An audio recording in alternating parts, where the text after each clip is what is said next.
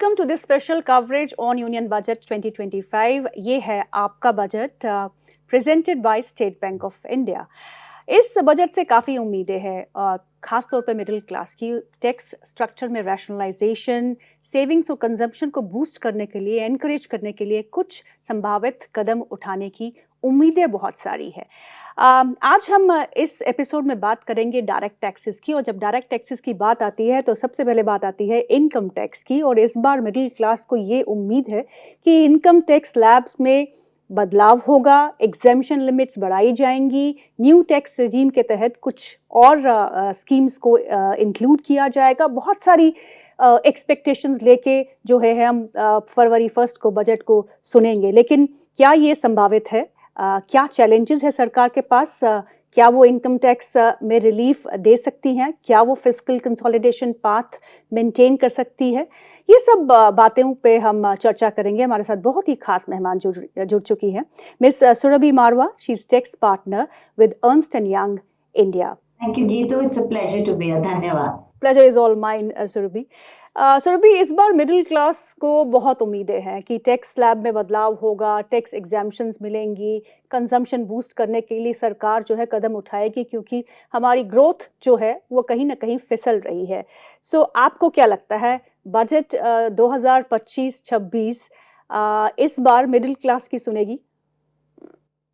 I think कोशिश तो हर बार government की यही रहती है कि सबको खुश करो। It's a very unique challenge. मुश्किल है बिकॉज फिस्कल कंसोलिडेशन करनी है, ग्रोथ को स्टिमुलेट करना है, एंड ऑब्वियसली आप टैक्सेस को रिफॉर्म्स लाते हैं, टैक्सेस काटते हैं, तो उसमें डिस्पोजेबल इनकम बढ़ती है, and that leads to more disposable income, more consumption etcetera. I think 2-3 चीजें हैं, 2 or 3 थिंग्स दैट जो उम्मीदें तो हर साल बहुत सारी होती है ना। I talk about 5 or 6 of them, but may be realistically भी क्या है। तो सबसे पहले आपने खुद बोला कि there is a old tax regime and the new tax regime which is also called the concessional tax regime.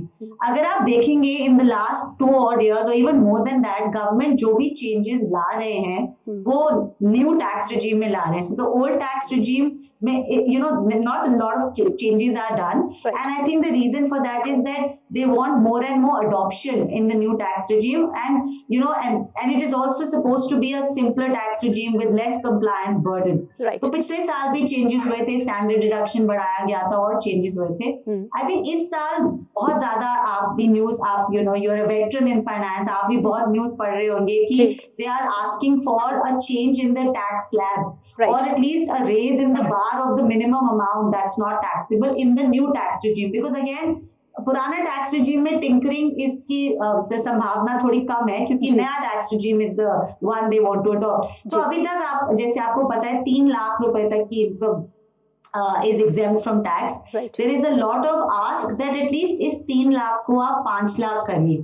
तो अगर उससे करेंगे तो there will be significant tax saving. For example, example अगर मैं किसी की income total taxable income 14 lakhs है, so I'm just saying where I'm trying to find an example जो आपने middle class बोला, so I'm saying 14 लाख की अगर हम इनकम ले, which is where disposable income starts coming in a lot, उसमें तो अगर आप बढ़ाएंगे 3 से 5, तो the total tax 14 लाख पे मे बी टोटल टैक्स बन जाएगा 1,24,800 एंड 3 लाख की एग्जेम्पशन पे, और अगर आप एग्जेम्पशन बढ़ाएंगे तो टोटल टैक्स बन जाएगा 1,14,000 के करीब। तो अगर 5 लाख बढ़ाएंगे तो इमीडिएटली कुछ हजारों का फर्क पड़ता है, which at that level of income and with so many other responsibilities at that in that age, काफी ज्यादा फर्क पड़ेगा in disposable income. So that is the one ask कि आप एटलीस्ट लिमिट को 3 से 5 करो। एक और जो आस्क है, जो मे बी हो या ना हो, कि जो हमारी होम लोन डिडक्शन है, जो मॉर्गेज इनकम डिडक्शन है, उसका अभी 2 लाख का लिमिट है सेट ऑफ के लिए। अगर आपका 2 लाख से ज्यादा है मॉर्गेज तो आप इसको आगे ले जा सकते हो, लेकिन आगे सालों में भी आप 2 लाख से ज्यादा अमाउंट को नहीं सेट ऑफ कर सकते। तो ये एक और आस्क है कि इस अमाउंट को 2 लाख को एटलीस्ट बढ़ाया जाए, या इसको एनी अदर आगे, अगर आप इसको आगे लेके जाते हैं तो किसी और इनकम के थ्रू के अगेंस्ट आप सेट ऑफ नहीं कर सकते. सो अगले साल अगर मेरा आज घर बिका है, आज मेरा रेंटल है या कुछ है, या घर बिका है या मॉर्गेज इंटरेस्ट है, तो अगर 2 लाख से ज्यादा है तो मैं इसको आगे तो ले जा सकती हूँ, पर अगर मेरी कोई और इनकम है except from house property, I can't set it off. तो एक और ये है, given the rising rentals and real estate prices, that at least इसमें भी कुछ चेंजेस आने चाहिए. 2 लाख बढ़ना चाहिए या सेट ऑफ अलाउड होना चाहिए. तीसरी आस्क बहुत सैलरीड इनकम की है कि एक हमारा एक हाउस रेंट अलाउंस होता है और हाउसिंग अलाउंस, उसमें थोड़े से deduction, the income tax act में एक फॉर्मूला बेस्ड डिडक्शंस है, एक्सपेंस एग्जेम्पशंस होते हैं. तो उसमें से जो एक लाइन आइटम है एग्जेम्पशन है, इट सेज मेट्रो सिटीज में हो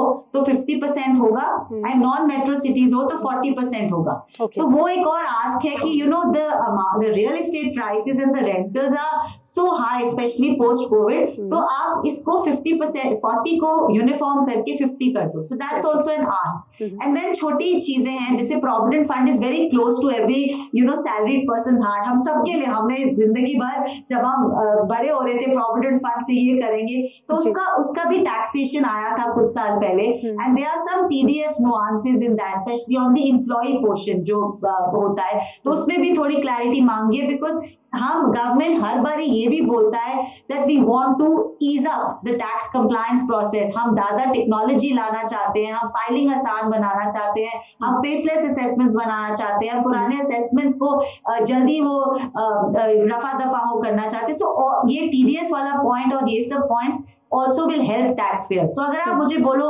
बहुत सारी उम्मीदें बोल दी सुरभि आपने, होने क्या वाला है, I would think that I think strongly we are hearing, and I don't know, हम सब we are all in the guessing game, but बहुत strongly सुन रहे हैं कि maybe 3 से 5 लाख हो जाए या 3 लाख की बढ़ोतरी हो जाए. हाउसिंग पे हो सकता है कुछ हो या ना हो, but this is what I think may happen, but we have to wait for February 1. It's like the thriller of a Shahrukh Khan movie, कुछ पता नहीं क्या होने वाला है. Very very true. पर अगर हम डायरेक्ट टैक्सेस की बात करें तो 24-25 बजट एस्टिमेट्स के हिसाब से टोटल ग्रॉस टैक्स रेवेन्यू को जो आंका गया है वो है 38.4 लाख करोड़, जिसमें से डायरेक्ट टैक्सेस का collection is estimated to be somewhere around 22.07 lakh crore, which includes personal income tax and corporate tax. Right. तो क्या हम इस टारगेट को मीट करेंगे? बिकॉज इनकम टैक्स फ्रंट पे I am sure corporate tax में थोड़ा बहुत उतार चढ़ाव हो सकता है, because the earnings as per quarter 1, 2, 3 have not been that good, but personal income tax का बेस बहुत expand हुआ है. Maybe we overshoot also. क्या लगता है आपको, हम टारगेट्स को ओवरशूट करेंगे या फिर टारगेट्स के हिसाब से ही होगा कलेक्शन? तो ये ना थोड़ा सा ट्रिक क्वेश्चन हो जाता है, बिकॉज एक तरफ से हम कह रहे हैं अभी 3 lakh new concessional tax regime में 3 लाख तक एग्जेम्प्ट है इनकम. हम कह रहे हैं एक तरफ से आप 3 को 5 बढ़ाइए, तो ऑब्वियसली आपकी एग्जेम्पशंस बढ़ गई, तो आपके कम लोग टैक्स देंगे. मैंने सेविंग्स आपको बताई थी. एट द सेम टाइम जब हम स्कीम्स को सिंप्लीफाई करते हैं और हम साथ साथ कह रहे हैं कि हम सिंप्लीफिकेशन भी लाएंगे, तो उससे क्या होता है, more and more people are encouraged to get into the tax system, to do their filing, and वो अगर आप देखेंगे स्टेटिस्टिक्स की कितने लोगों ने फाइलिंग शुरू की है, you will see a mass change in that. True. And the reason is one, the government is very hard, very upbeat and hard on compliance. Right. And बहुत सारे campaigns भी होते हैं, so people are genuinely wanting to comply and are scared. And the government, because of technology, उनके पास इतना data है, TIS, AIS की, उनको पता है क्या चल रहा है. Even you and I may not know हमारी इन्वेस्टमेंट्स क्या है, बट पीछे से सब बिकॉज ऑफ टेक्नोलॉजी पता है. So I think because of that mix, कि एक तरफ से आप सॉफ्ट दे रहे हो, आप कह रहे हो आप making the tax system simplified, I am trying to give more exemptions, in the not exemptions but trying to increase the base level that's not taxable, और हम ऑल्सो सिंप्लीफिकेशन कर रहे हैं, प्लस पीछे से टेक्नोलॉजी तो पकड़ लेगी. I think all of that will play a very good part in maybe helping us meet those collections, which will be a great thing. हम्म। अच्छा, मेजर चैलेंजेस क्या होंगी एफएम के सामने जब उन्होंने बजट बनाया होगा, क्योंकि बजट तो अब तक तैयार हो चुका होगा, हम सब यहाँ पे अभी भी एक्सपेक्टेशंस लेके ही बात कर रहे हैं। आई एम श्योर बजट तो प्रिंट भी हो चुका होगा, लेकिन क्या मेजर बिल्कुल। चैलेंजेस रही होंगी एफएम के सामने? क्योंकि एक तो ग्रोथ हमारी सफर हुई है, वी ऑल नो दैट। हमको ग्रोथ को भी पेपअप करना है, हमको फिस्कल डिसिप्लिन भी मेंटेन करना है, हमको कैपिटल एक्सपेंडिचर भी बढ़ाना है। सो इन सब के बीच में टैक्स कलेक्शन फिगर्स जो है वो बहुत अहम रोल प्ले करती है, बिकॉज जब तक रेवेन्यूज नहीं आएंगे तो आप कुछ नहीं कर सकते। So what are the major challenges that she must have gone through? I think the major challenge will be, or I think it's going to remain for a while, is how to interplay the tax, the tax slabs with the entire revenue collection. Now, Okay. one way of saying, okay, tax collection बढ़ानी है, tax rates बढ़ा दो, but that ends up leading to dissatisfaction and lower, maybe people wanting to shy away from the tax system. True. So the challenge is to get more and more people to comply, but also make the tax system more, sort of more viable or more attractive, to say, yes, I am looking after the middle class. I'm understanding the problems that the economy is going through. So I'm giving you a tax break, and therefore, boosting your consumption. So it's a hard one to play. It's very easy for us to sit here, but it's very hard because हम तो कुछ numbers इधर उधर कहते हैं, जब हमारी आबादी देखो और उसको मल्टीप्लाई करो, it's massive amounts of money. तो चैलेंज विल बी कि वो कहीं ना कहीं एक्सपेक्टेशंस मीट करना, पर उसके साथ साथ ही कंप्लायंस को इजी बनाना, ताकि लोग जो आप लूज कर रहे हो in terms of the exams, the basic numbers that you are increasing from 3 to 5 और व्हाटएवर, आप more and more tax payers को नेट में लाओ, ताकि वो at the end of the day the result is possible. तो इसीलिए, and the other way challenges कि ये जो नया tax regime है, इसको attractive और attractive बनाओ, so that more and more people adopt it. अभी जैसे last statistics थे 72% people have adopted. Right. The government, their challenge is इसको और attractive कैसे बनाना चाहिए, which is 3 to 5 करें। तो लोग कहते हैं कि आप अगर exemptions नहीं देते हो न्यू regime में, तो अगर हमारी बहुत exemptions है पुराने regime में, HRA है, ATC है, तो हमें तो पुराना regime अभी भी attractive लगता है, क्योंकि अगर 15-16 लाख तक की deductions और exemptions है, तो पुराने regime में हमारा टैक्स अभी भी कम होता है। तो वो भी चैलेंज है कि कैसे उसको और अट्रैक्टिव बनाएं, ताकि adoption 72% से बहुत आगे जाए। फिर एक और चीज है, लोग कह रहे हैं कि जो आपके ATC है, हाउसिंग लोन है, तो बहुत सालों से बड़े नहीं है, तो उनको भी आप देखिए ना कैसे हाउसिंग एंड ऑल कॉस्ट बढ़ रही हैं, तो उनको भी एक बार देखना पड़ेगा कि maybe adjust it with the cost of living and other things, but also maintain the fact that you have to increase tax collections. It's not very easy. If you didn't have to increase tax collections, you can give as many SOPs. So it has to be a fine balance, and I think all the AI and the math and all the spreadsheets will help. So it's a play of getting more people in, but making the tax system more and more attractive for them. Correct. चलिए एक data मैं share करती हूँ अपने दर्शकों के साथ।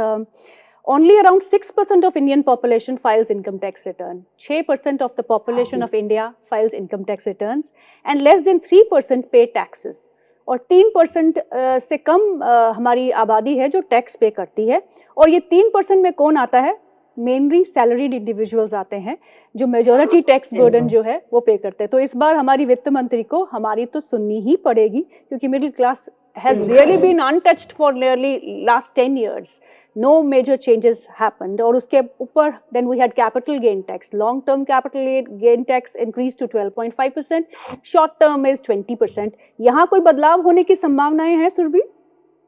I don't think so, because इतना अभी कुछ महीने पहले इतनी ज्यादा रैशनलाइजेशन हुई है, इंडेक्सेशन बेनिफिट्स, रेजिडेंट्स के लिए क्या होगा, ग्रैंडफादरिंग, 23 जुलाई, बहुत सालों से ये आस्क थी कि हमारे तो we have 3 periods, 12, 24, 36, we have so many different tax rates, listed, unlisted, resident, non-resident. Her budget में पूछा जाता था, हम कहते थे स्ट्रीमलाइन, नहीं तो ये तो मतलब हम सीएस होके भी इतने सालों से पढ़ाई करते हैं भूल जाते हैं. So Very this true. time, the last time the government actually has made an effort to rationalize. 12 और 24 महीना करा, long term, short term indexation हटाया, so that it's a cleaner approach. तो maybe छोटी मोटी tinkering हो, because कुछ they like bonds, इधर कुछ चीजों में they were certain grandfathering, and that was creating a little bit of confusion or complexity. तो हो सकता है small tinkering हो, पर अगर आप मुझे पूछो is there going to be a massive change, I sincerely doubt it. जैसे वो कहते हैं long term capital gains for shares 1 lakh तक exempt है, उसको थोड़ा और बढ़ाने की आस होती है, but maybe that happens, maybe not, but इतना सारा चेंज करके 6-8 महीने पहले एक और चेंज उसी कैटेगरी में लाना थोड़ा सा मुश्किल है. They have a lot of other things also that they are working on as a great government. बिल्कुल सही. चलिए, ईज ऑफ फाइलिंग टैक्स. जब टैक्स हम फाइल करते हैं थोड़ा ईज तो हो गया है, कुछ पिछले कुछ सालों में बदलाव हुए हैं, and you have become so efficient that अपना टैक्स आप खुद फाइल कर सकते हैं. पर इसमें अभी भी बहुत दिक्कतें हैं. इन दिक्कतों पे तो आई होप कि सरकार कुछ करने वाली है. So I'll just tell you a story. जब मैंने मेरी एज का भी पता चल जाएगा, जब हमने स्टार्ट किया था काम, तो हम फिजिकली हाथ में भरते थे रिटर्न फॉर्म्स, और उनके साथ पेपर इतने लगा के लाइनों में खड़े होते थे ठप्पा मारने को. आप सोचो अगर आप पेंसिल तो एक डिजिट भी गलत हो गया तो बस हो गया काम. So अभी life is a lot simpler, but lots has to be done. And I'll tell you some things that I think maybe, and I know it is probably on their radar, but which they need to work on is कि form 16 जो है, अब salaried की आप बात कर रहे थे, फॉर्म 16 है जो कंपनी इश्यू करती है, वो 15 जून तक उसका डेडलाइन है. हमारी टैक्स रिटर्न फाइलिंग डेडलाइन 31 जुलाई, और हमारे ऑटोमेटिक एक्सटेंशन नहीं होते यूएस वगैरह की तरह. तो टाइम मिलता है टैक्स पेयर्स को बहुत कम मिलता है. This travel, this personal things, तो वो हमें वो टाइमिंग का देखना पड़ेगा. अब इंफॉर्मेशन है, AIS, TIS, फॉर्म 26S, वो आप रेकनसाइल नहीं करोगे तब तो 1 मिनट में नोटिस आएगा, बिकॉज टेक्नोलॉजी इतनी अच्छी है कि पकड़ लेती है. तो आपको एंड उसको अपडेट होने में टाइम लगता है. तो आप रिटर्न कैसे फाइल करोगे जब तक आपके पास अपडेटेड वो फॉर्म्स नहीं है. तो वो थोड़ा सा टाइम गैप की वजह से इश्यू हो जाता है. अच्छा, ई वेरिफिकेशन के लिए पहले 120 दिन मिलते थे, अब 30 डेज है. तो सब कुछ स्ट्रीमलाइन किया जा रहा है ताकि ई वेरिफिकेशन जल्दी से हो, रिफंड्स जल्दी से इश्यू. लेकिन we need probably to understand that with technology it's great, but the time gap between the various data sources which are going into the return and the return filing deadline have to be maybe a little bit more flexible. I think ये बहुत जरूरी है. Then technical issues आ जाते हैं portal में, especially last few days में, non responsive, loading नहीं हो रही, टाइम आउट्स हो जाते हैं, लॉस ऑफ डेटा है. इतने, I mean we are large number of people filing, 6% or 1.4 billion is also a large number of people. So we need to probably look at these issues on a year basis. फिर पुरानी कोई demand है और बहुत पुरानी, किसी को पता भी नहीं, और रिफंड से एडजस्टमेंट हो जाती है automatically when you don't even have intimation of the demand maybe. While lot of stuff is on the portal, तो वो एक बार कैसे हो रहा है, ग्रीवेंस उसके अगेंस्ट क्या है, वो बड़ा जरूरी है. तो ये 4-5 चीजें, and faceless assessment is great, लेकिन and there has been a lot happening on कैसे पुराने केसेस को सॉल्व किया जाए. तो maybe all these 4-5 things will make it easier for individuals to file, and I sincerely believe that उससे ये 6% भी आगे बढ़ेगा, because it will be like, filing is simple, I don't have to worry, and refund होगा तो आ जाएगा, और बहुत आ रहा है. So I think that will really help more people get into the tax. बिल्कुल, और रिफंड बहुत फास्ट क्विक हो गया है. आपको 1 महीने में तो आपका रिफंड मिल ही जाता है. और एक और फिगर मैं आपसे शेयर करना चाहूंगी. Income tax pairs in the country is estimated to cross 100 million mark in this current financial year. So 100 million mark means 10 crore taxpayers. Kudos to all of us who are paying tax on time. एक आखिरी सवाल. जी. So let me ask you the last question now.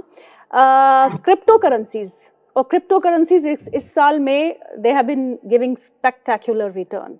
$20,000 से बढ़ के $1 लाख के ऊपर bitcoin.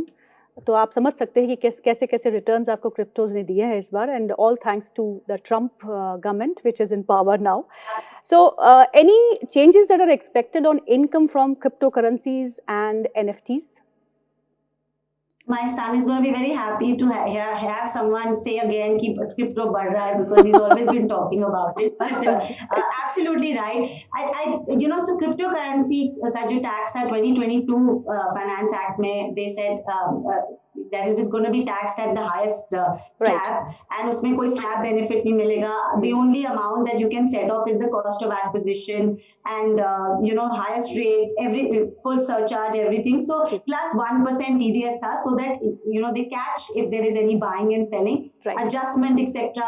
is not allowed. So crypto tax is a hard tax to pay. बहुत अच्छी gains है, but a lot of people may not want to catch them because you have to pay tax at the highest rate. So, but I don't think उसमें कोई देखो tax बढ़ना, I'm not sure if that is it, because anyway highest rate है.